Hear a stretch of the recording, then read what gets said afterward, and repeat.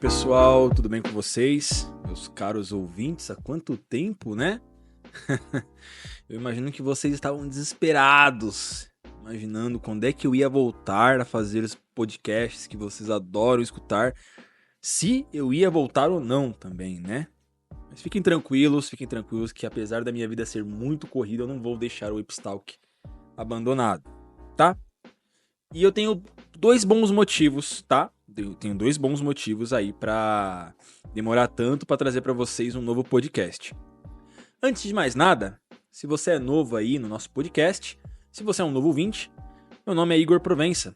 Eu sou um grande entusiasta da filosofia e eu sou advogado também. Advogo nas áreas trabalhistas, previdenciária e também sou advogado criminalista, né? Mas também gosto muito de ler, falar sobre filosofia, tanto que criei este podcast só para falar sobre isso, tá bom? E agora vamos para as minhas desculpas, né? Vamos para as minhas lamentações aqui, que eu sei que vocês estavam loucos para ouvir. Primeiramente, eu fiquei muito ocupado com o meu outro canal, que é o Tiozões Bugados. Eu tenho me dedicado um pouco aí, bastante a... é isso aí, tá certo. Eu me dediquei bastante a ele ultimamente. Fiquei bem ocupado, fiz vários vídeos e tal. E acabei deixando um pouco de lado o Epstalk.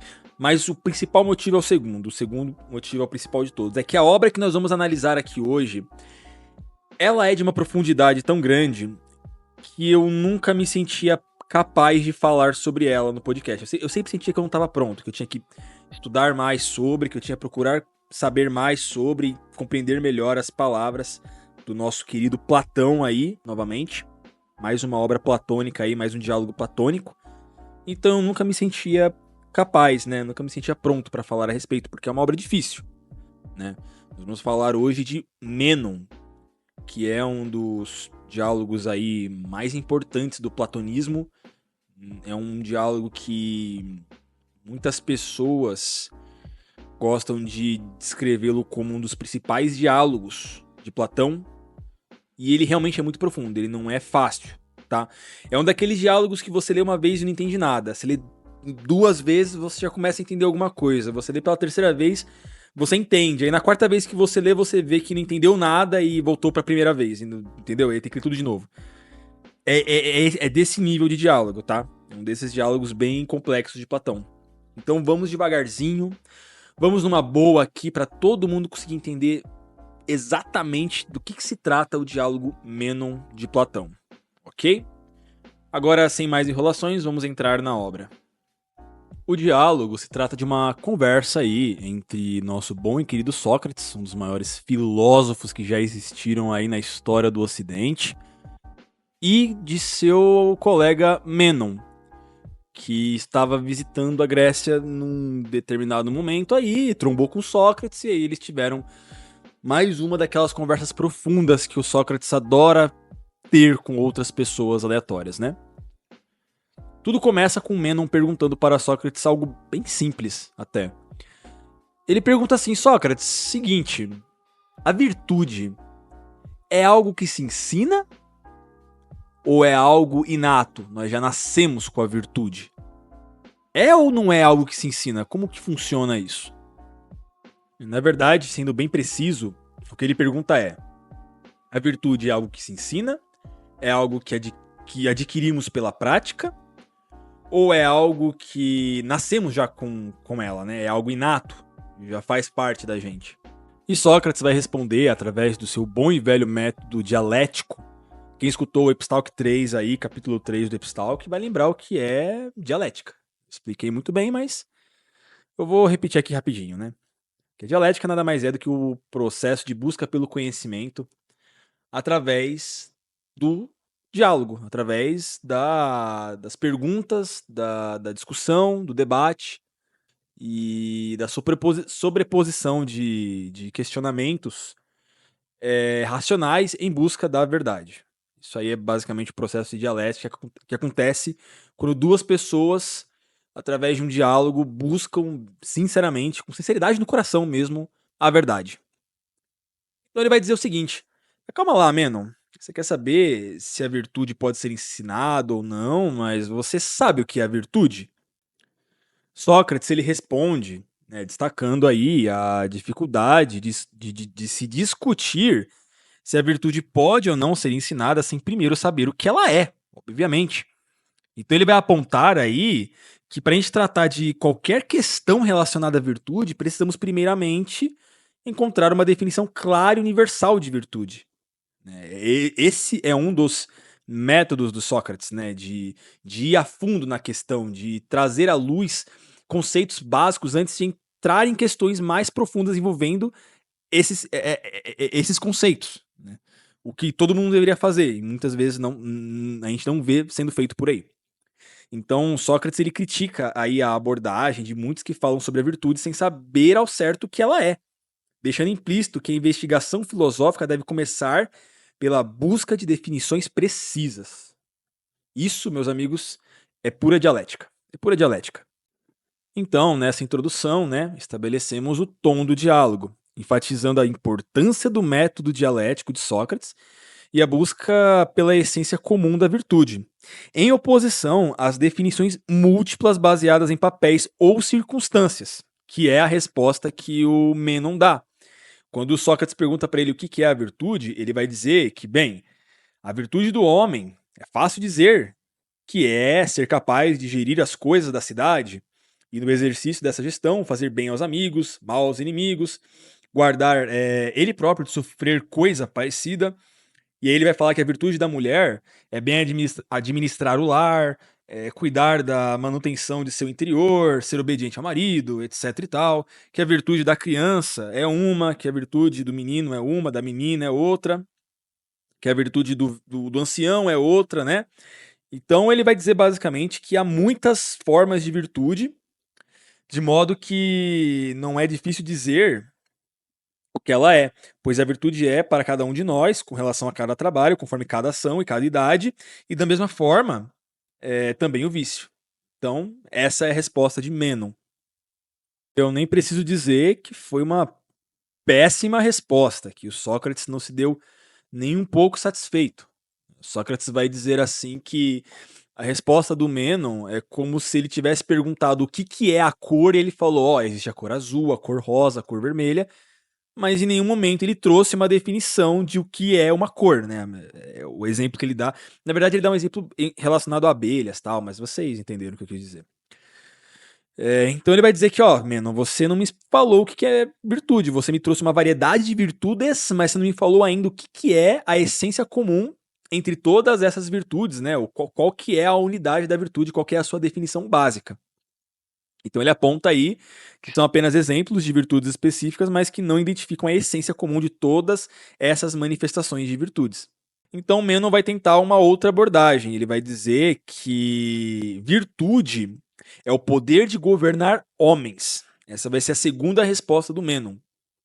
Mas aí Sócrates ele vai, obviamente ele vai refutar essa resposta, dizendo que ela não é o suficiente, pois não leva em conta a necessidade de governar de forma justa. Na verdade, primeiramente o que ele diz é a virtude não pode ser a capacidade de governar os homens, porque nem todas as pessoas que são virtuosas governam. Por exemplo, uma criança virtuosa não governa ninguém. Uma criança virtuosa obedece os pais, faz tudo certinho e não governa, não manda em ninguém. Mesma coisa vale para o escravo. O escravo, o trabalhador, o subordinado, um trabalhador subordinado, escravo virtuoso, não manda em ninguém. Ele obedece e faz corretamente suas tarefas. Então ele vai dizer assim, então calma lá. Virtude não pode ser o poder de governar alguém, né? E mais do que isso, só que vai perguntar assim pro Menon, adianta governar os homens se você governa de forma injusta? Ou, para ser virtuoso, tem que governar de forma justa? O Menon vai dizer que óbvio, né? Para ser alguém virtuoso que governa, tem que governar de forma justa. Então isso leva à conclusão de que a virtude deve ser associada à justiça. Mas ainda assim, Sócrates dá ele dá uma bronca aí no Menon, né? Ele dá uma chamada de atenção nele, dizendo que, pô, voltamos para estacar zero. Porque ainda que nós tenhamos descoberto que a justiça está associada à virtude, nós não descobrimos o que é a virtude em sua totalidade, apenas que parte dela é a justiça, e isso ainda não é o que se está buscando saber aqui, né? Então essa discussão aí, ela revela a dificuldade, e isso está em praticamente todos os diálogos platônicos, né? Mas qual que é a dificuldade de se chegar a uma definição universal e clara de virtude? Então Sócrates demonstra que Mênon está preso a conceitos fragmentados, incapaz de identificar a essência unificadora, né, aquilo que torna aquilo o que é, e reforça aí a importância do método dialético para investigar questões complexas como essa, né, que aparentemente não são tão complexas assim para a gente, até a gente parar para pensar a respeito. Né? Isso vale para praticamente tudo. Então isso aí é uma crítica às definições superficiais e um convite a uma reflexão mais profunda sobre o que é a virtude. Menon vai tentar aí dar uma terceira resposta ao Sócrates. Ele vai dizer então que virtude é querer e buscar o bem, né? Querer o bem e poder buscá-lo. Que é outra resposta extremamente superficial. E Sócrates vai explicar o seguinte: bom, meu caro Menon, primeiro que todo mundo quer um bem. Isso todo mundo quer, tanto pessoas virtuosas quanto pessoas não virtuosas. E até quando as pessoas querem um mal, elas querem um mal porque acreditam que esse mal é um bem. Né? Ninguém quer um mal sabendo que o mal vai lhe fazer mal. Isso ninguém vai fazer. Então todo mundo quer um bem. E até mesmo conseguir um bem é algo que pessoas não virtuosas podem conseguir. Eu acho que o próprio ouvinte aí que está ouvindo o podcast deve conhecer pelo menos um caso de alguma pessoa que claramente não é uma boa pessoa, que não tem boas práticas, uma pessoa com uma má conduta, com uma conduta imoral, tenha conseguido muitas coisas na vida, como saúde, dinheiro, prosperidade, né? Felicidade, entre outras coisas que, né, nós usualmente definimos como boas. Então Sócrates vai dizer que não, virtude, ser virtuoso não é querer o bem e buscar o bem, né? E ter o bem, né? Não é tão simples assim, entendeu? Porque essa é uma definição muito genérica e basicamente abrange todo mundo. Então não. A definição de virtude também não é essa. Nessa brincadeira, Menon acaba ficando um pouco irritado e aí nós chegamos na parte do seu paradoxo, o famoso paradoxo de Menon, onde ele vai dizer o seguinte, ele vai levantar uma questão, que inclusive vai se tornar um dos argumentos aí mais famosos da filosofia.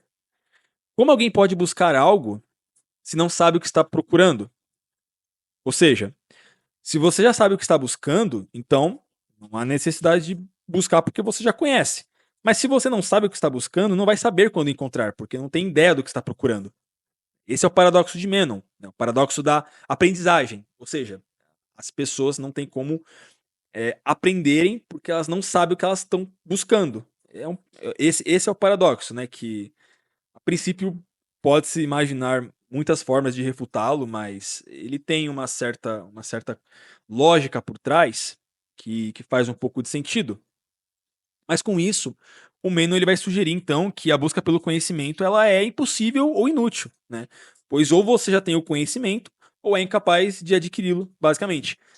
A verdade mesmo é que Menon é um cara preguiçoso, né? Ele não quer entrar aí num processo dialético de busca pelo que é a virtude, então ele tenta dar uma resposta fácil.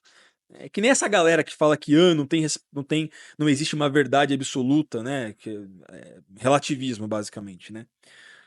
Então Sócrates ele vai responder o seguinte, ele vai dar uma resposta a esse paradoxo, ele vai refutar através da sua famosa teoria da reminiscência, que é uma das teorias mais importantes da filosofia platônica e socrática, né? Que não é nem um pouco fácil de entender, mas vamos lá. Né? Ele vai argumentar que a alma humana é imortal e que ela já tem todo o conhecimento que é proveniente de vidas anteriores. Só que esse conhecimento foi esquecido ao longo do tempo, né? A gente não lembra, né? A gente não tem lembrança. Por isso que é reminiscência. Reminiscência significa relembrar, né? Anamnese vem de relembrar algo que você esqueceu. Então a busca pelo conhecimento para o Sócrates não é uma questão de você adquirir algo novo, mas sim um processo de lembrar algo que já está na sua alma, que você apenas não lembra. Você já sabe, só não lembra. Essa é a teoria da reminiscência. Ou seja, esse conceito ele vai implicar aí de que a aprendizagem é possível porque, ao investigar e refletir, questionar, depurar a sua alma, você será capaz de recordar as verdades eternas que já estão dentro dela. O Sócrates ele usa essa ideia para afirmar que o paradoxo de Menon não é um obstáculo à busca pelo conhecimento, mas que, na verdade, é só um incentivo para a investigação filosófica. Então ele convida Menon a continuar nessa busca, argumentando que, mesmo sem se saber inicialmente o que se está procurando, a reflexão e o diálogo podem levar à verdade através dessa reminiscência. Que a princípio pode parecer uma loucura, né? A princípio isso pode parecer uma coisa muito louca, mas o Sócrates ele vai mostrar que isso, na verdade, faz muito sentido através de um exemplo prático aqui no próprio diálogo. Sócrates ele vai chamar um dos escravos de Menon e vai perguntar para ele o seguinte: você sabe alguma coisa sobre geometria? E Menon vai dizer: bom, esse escravo aí não tem nenhuma educação, ele nunca estudou nada, ele inclusive foi criado como escravo e ele nunca teve acesso a estudos. Então ele não sabe de nada, em teoria. Então Sócrates fala: ok, sem problemas. Ele começa a perguntar para este escravo certas questões envolvendo geometria. Por exemplo, ele pergunta assim: imagina um quadrado. Ah, tá, imaginei. Se eu passar uma linha na vertical e uma linha na horizontal no meio do quadrado, o que eu vou ter? Ah, eu vou ter 4 quadrados. Se eu colocar mais dois pés de quadrados na direita e para baixo, o que eu vou ter? Ah, eu vou ter mais quadrados, eu vou ter, no caso aí, 16 quadrados, né? Então Sócrates ele começa a só perguntar as coisas pro escravo. Ele não tá ensinando para ele não tá dizendo para ele o ele não tá dando as respostas para ele tá só perguntando e o próprio escravo, ao depurar a própria alma, ao buscar as respostas, ele começa a encontrar, ele começa a encontrá-las, ele começa a encontrar as respostas. Entenderam? É como se na alma humana existissem aí os fundamentos da verdade. Não confundam as coisas, tá? O Sócrates não está dizendo que você já tem toda a verdade dentro de si, portanto não precisa estudar nem nada, né? Só relembrar. Não é isso que está em jogo aqui, não é isso que ele quer dizer aqui. O que ele quer dizer é que na alma humana existem fundamentos da verdade que nos permitem buscar a verdade, que nos permitem buscar aí o conhecimento e a compreensão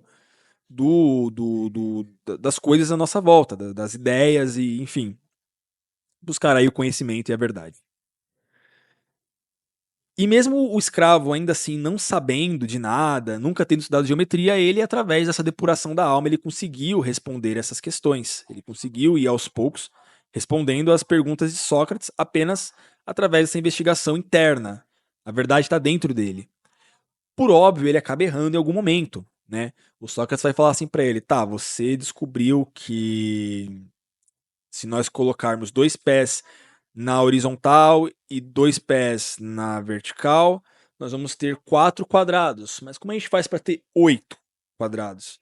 E ele vai falar: é só duplicar, coloca mais 2 na direita e mais 2 para baixo, né? Mais 2 na horizontal e mais 2 na vertical.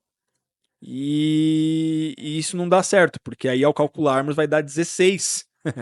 Porque aí ficamos num cálculo de 4 vezes 4. Então não teremos 8. Então aí o escravo vai dizer assim: tá, então vamos colocar só mais um pé na superfície, né? E mais um pé na parte de baixo, né? Na parte lateral. Só que aí ainda assim não teremos a resposta, porque teremos 3 em cima, 3 na lateral, 3 vezes 3, 9. Não chegamos no número 8.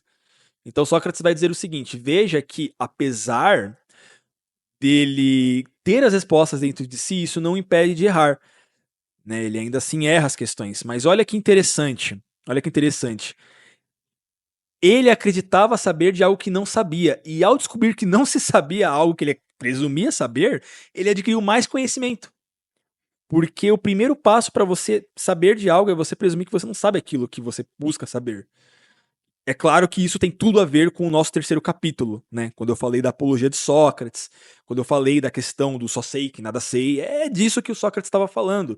E ele está relembrando aqui, ele está Ele tá entrando nesse ponto aqui, entendeu? Ou seja, o escravo, ele se engana, mas ao saber que não sabe, ele se empenha em entrar nessa busca aí intelectual, né, nessa busca filosófica de descobrir como chegar no número 8. Então Sócrates vai dizer que, não, olha, nós temos que colocar na superfície um número menor que 4, na lateral um número menor que 2, maior que 2, quero dizer. E aí assim o escravo vai e diz que colocando 4 pés na superfície e 2 na lateral, nós vamos ter o número 8, porque aí teremos 4 vezes multiplicado por 2, né? Enfim, basicamente o que o Sócrates faz é isso, é através das perguntas, apenas das perguntas, sem em nenhum momento dar as respostas, ele consegue fazer um escravo que nunca estudou geometria na vida entender de geometria. Essa é a teoria da reminiscência. Uma analogia muito interessante que eu vi com o professor Guilherme Freire no curso dele de filosofia, que eu achei muito legal para ilustrar bem a ideia da teoria da reminiscência, é a seguinte: quando nós tomamos um remédio, o remédio ele não cura a gente diretamente. O que o remédio ele faz é criar anticorpos para que o nosso corpo destrua a doença, a patologia. Né? Ele estimula anticorpos. Ele não combate diretamente a doença, a patologia. É mais ou menos a mesma coisa. É como se dentro de nós já tivesse o conhecimento que está aguardando para ser despertado através da busca filosófica. A busca filosófica é o remédio que estimula a nossa alma a combater aí a ignorância e buscar o conhecimento que já existe nela. A verdade que já há dentro dela.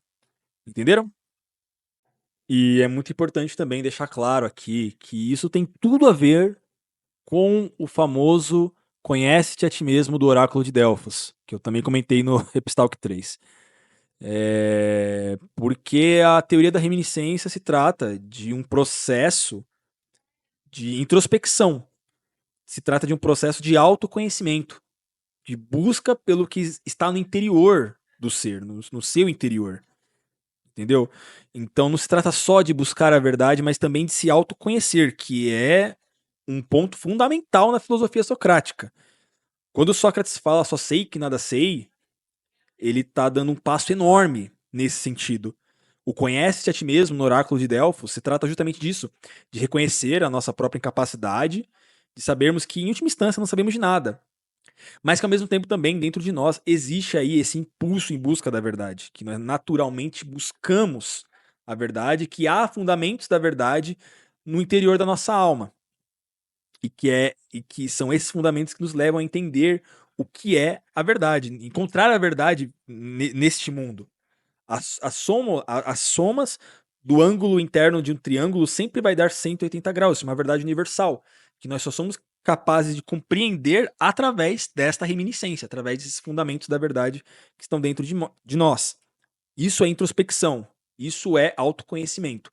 E tem tudo a ver com a ideia do só sei que nada sei e do conhece a ti mesmo no oráculo de Delfos, tá bom? Eu só queria frisar isso muito bem, porque as coisas aqui vão começando a se interligar, né? Conforme eu vou fazendo os podcasts e trazendo as obras platônicas, vocês vão percebendo que todos os diálogos meio que têm uma ligação entre si, né? Tem uma conexão que vai ficando que conforme você vai lendo um diálogo, conhecendo um diálogo, você passa a entender melhor outro que você já leu, entendeu? Porque os conceitos eles são muito variados e muito complementativos. Eles complementam, né? E muitas vezes, para você entender integralmente um, você precisa entender o outro também, e vice-versa. E é basicamente isso. Eu só queria frisar isso aqui para vocês, tá bom? Então, na discussão aí sobre o ensino da virtude, né, voltando para essa questão, Menon já entendeu o ponto do Sócrates e até concordou com ele, falou de fato, né, a teoria da reminiscência é perfeitamente válida. Então eles retornam aí à questão central do diálogo, né? A virtude pode ser ensinada, né?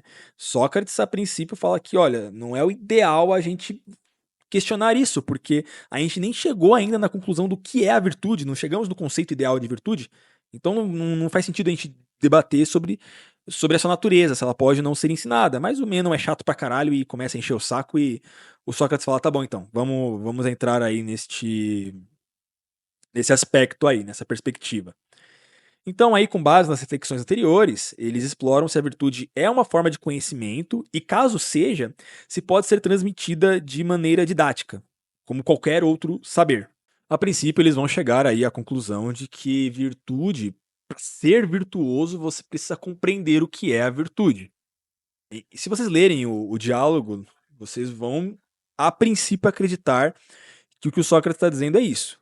Que se virtude é uma forma de compreensão, quer dizer, o cara que é virtuoso, ele sabe o que é ser virtuoso, ele sabe o que é a virtude, ele sabe que ele tem que ajudar a velhinha a atravessar a rua, ele sabe que ele tem que fazer o que é certo, ele sabe por que isso é certo e ele faz. Então, é uma compreensão, é uma razão, existe uma razão intelectiva, né? Um conhecimento, uma compreensão do que é a virtude que o leva a praticar a virtude. Então, se a virtude é uma forma de compreensão, ou seja, uma forma de ciência, significa que ela pode ser ensinada, né? Então eles vão basicamente meio que chegar nessa conclusão de que sim, a virtude ela pode ser ensinada, ela pode ser transmitida através dos ensinamentos, das aulas, da aprendizagem. E quando a gente pensa que a discussão acabou, Sócrates vai dizer que, mas calma lá, sempre tem um porém quando se trata de Sócrates, né? Ele vai dizer que, mas se a virtude é algo que se ensina, a gente. Por que a gente não vê mestres da virtude por aí? Até mesmo aqueles que se dizem ser mestres da virtude, muitas vezes eles não têm alunos virtuosos. Muitas vezes eles seguem aí os mandamentos, os supostos mandamentos da virtude e não são nem um pouco virtuosos. Sócrates vai trazer também aí exemplos de heróis gregos, né? Como, por exemplo, o Péricles, enfim, grandes figuras da história grega que são muito reverenciadas por sua virtude, por suas virtudes. E mesmo essas pessoas sendo tão virtuosas, os filhos dessas pessoas não eram.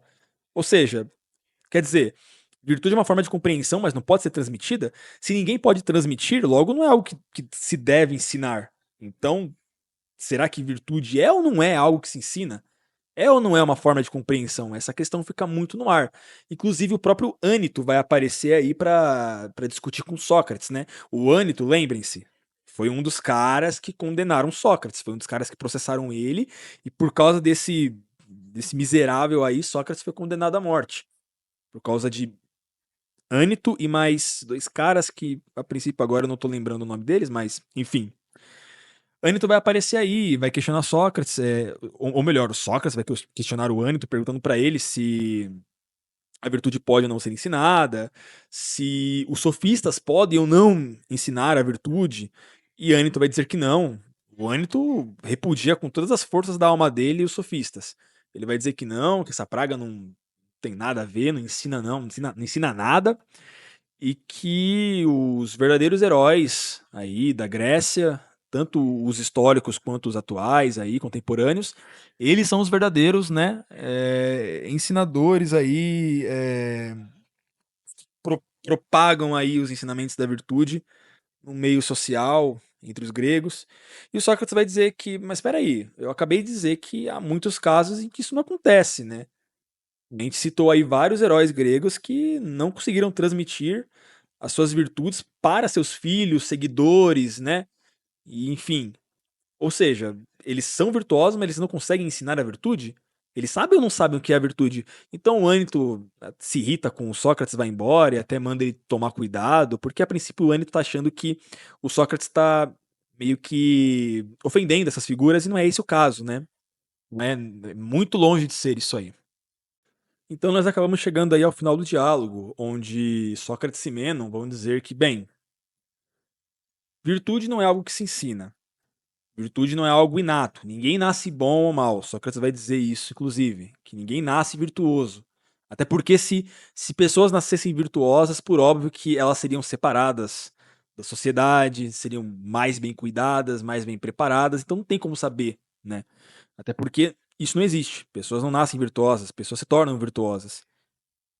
Então, bem, da onde vem a virtude afinal de contas? Essa é a questão que eles não conseguem descobrir. E Sócrates vai dizer uma das coisas que eu acho mais fantásticas, assim, na sua filosofia, que é o seguinte: o que é a virtude e como ela pode ser adquirida? Bom, após tantas discussões, só há uma resposta. De que a virtude pode ser fruto de uma dádiva divina, de um impulso divino. É como se Sócrates estivesse dizendo que Deus torna as pessoas virtuosas. É como se existisse Deus, alguma coisa divina dentro do homem que o empurra para buscar a virtude, para ser virtuoso, e isso tem tudo a ver com a teoria da reminiscência, por óbvio, né? O Sócrates ele vai argumentar que se não existem mestres ou métodos confiáveis para ensinar a virtude, e se ela não parece ser uma habilidade ou forma de conhecimento transmitida de pessoa para pessoa, então é plausível que a virtude seja um presente divino, um presente dos deuses. Entendem? Ele compara, inclusive, as pessoas virtuosas aos profetas, aos adivinhos, que possuem meio que uma habilidade, uma inspiração especial que não pode ser explicada por meios humanos comuns. Então a virtude seria algo mais ou menos aí nesse sentido. Seria um tipo de intuição, uma inspiração divina. Agora, você ouvinte talvez esteja pensando, uau, que viagem foi essa, né? Quer dizer, toda essa discussão sobre a natureza da virtude para no fim dizermos que ela é algo divino, é um presente dos deuses, aonde que o Sócrates está querendo chegar com isso? E esse diálogo, ele também é aporético, como todos os outros, ou seja, ele não chega numa conclusão explícita, mas isso não quer dizer que não haja uma conclusão aí implícita no diálogo. Que existe algo sim que está sendo dito aí que você precisa analisar com muito cuidado para entender. Porque, olha que interessante, na República de Platão, Sócrates vai dizer que existem 4 virtudes principais, que é a temperança, ou seja, o controle dos nossos impulsos e apetites carnais, a coragem, que é justamente o controle das emoções e a perseverança da alma em fazer o que é certo, fazer o bem, a prudência, que em muitas vezes será traduzida como sabedoria, né, o saber, e a justiça. Né? A justiça é a quarta e última virtude, que é justamente a correta ordenação dessas virtudes já citadas, né, na alma do homem. E por que eu estou falando isso? Porque essas virtudes elas possuem uma relação de interdependência. Porque você não consegue exercitar uma se você não tiver a outra. Você não consegue controlar os seus impulsos se você não for uma pessoa corajosa o suficiente para fazer isso. E você não consegue ser corajoso se você não tiver aí o controle dos seus impulsos. E nem conseguirá ser corajoso se você não for sábio, porque do contrário será uma pessoa temerária, será um maluco, em outras palavras. Então você precisa de uma virtude para exercitar a outra, mas se nós não temos nenhuma delas em seu estado ideal, como nós podemos praticar a virtude? Né? Se uma depende da outra para existir. É aí que vem a resposta de Sócrates. Veja bem, não é Jesus Cristo, não é Buda, não é Maomé, não é nenhum Messias. É o Sócrates dizendo que existe Deus na alma do homem, que Deus está presente lá, que há algo de divino na alma do homem. Algo que o leva a praticar o bem, que o leva a ser virtuoso. É um impulso divino, de fato, que está na alma do homem, e isso é incrível. Entendeu? Isso é incrível porque mostra que, apesar do homem ser falho, apesar do homem ser, vamos colocar assim, pecaminoso por essência, né? Ele ainda tem dentro de si algo de bom que ele pode trazer para fora. E isso vale para todos. Então, é uma resposta muito profunda que o Sócrates está dando aqui e que ele não deixa explícito no diálogo. Mas é nisso que ele está querendo chegar. Entendem? E é até interessante de se comentar também que a virtude ela é uma coisa só, a alma é simples, a virtude é uma coisa só. Existe essa divisão aí de temperança, coragem e prudência, mas a virtude mesmo, a alma é uma coisa só, e a virtude é uma coisa só. A virtude, no final das contas, sempre será fazer o bem. Sempre será fazer o bem e, e integrar este bem à sua alma e a todos os seus atos, né? Relembrando o que o Menon disse, né? Quando ele falou que virtude é você querer o bem e buscar o bem. Não, é você praticar o bem. Não basta só você querer e buscar, você tem que ser bom. É isso que é ser virtuoso. De forma bem simples. Mas sem descartar aí a ideia da reminiscência. A ideia de que existe algo profundo na alma do homem, algo divino, de fato. Muitas religiões, inclusive, vão adaptar essa ideia de Platão. Por exemplo, eu sou católico e no catolicismo a gente sempre escuta que o Espírito Santo ele está dentro da nossa alma, né? O nosso corpo é templo do Espírito Santo, entendem?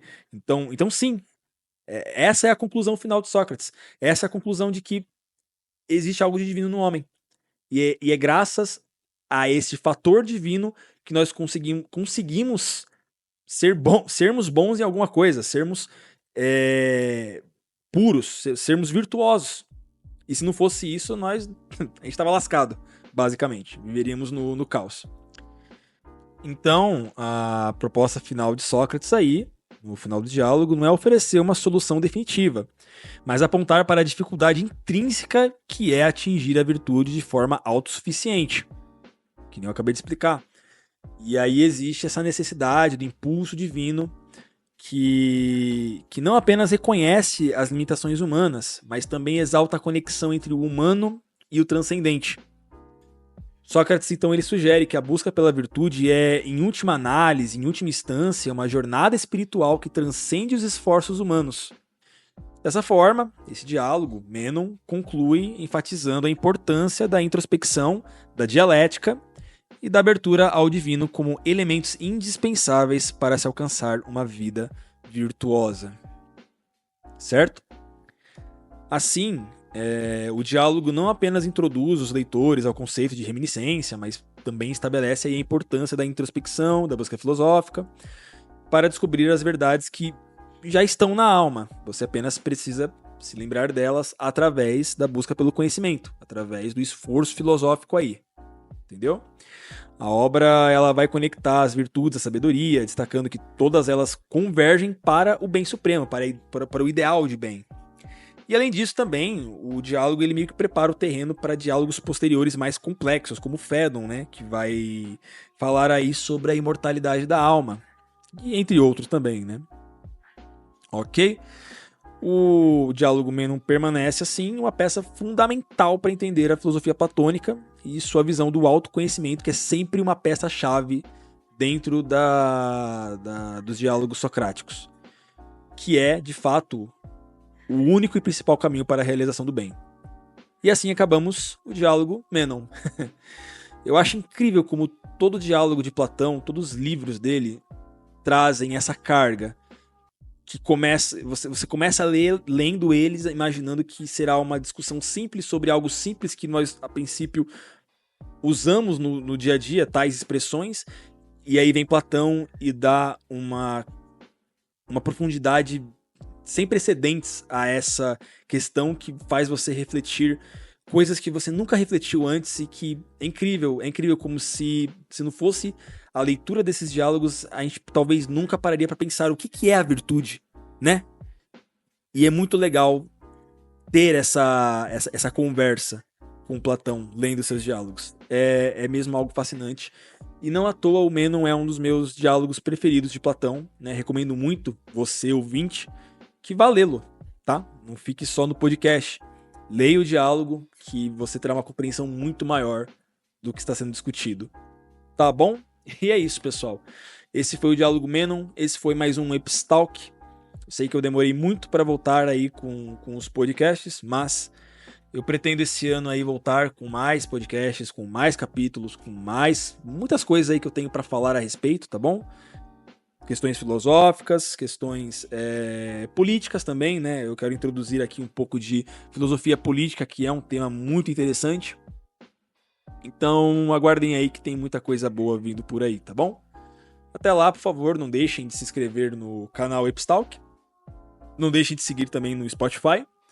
Se puderem, claro, curtam, comentem aí, digam o que vocês acharam do episódio, quais foram as conclusões que vocês tiveram, tanto ouvindo quanto lendo o diálogo, né? Lendo o livro de Platão. E é isso. Muito obrigado aí por ouvir até agora. Um abraço para todos vocês. Falou!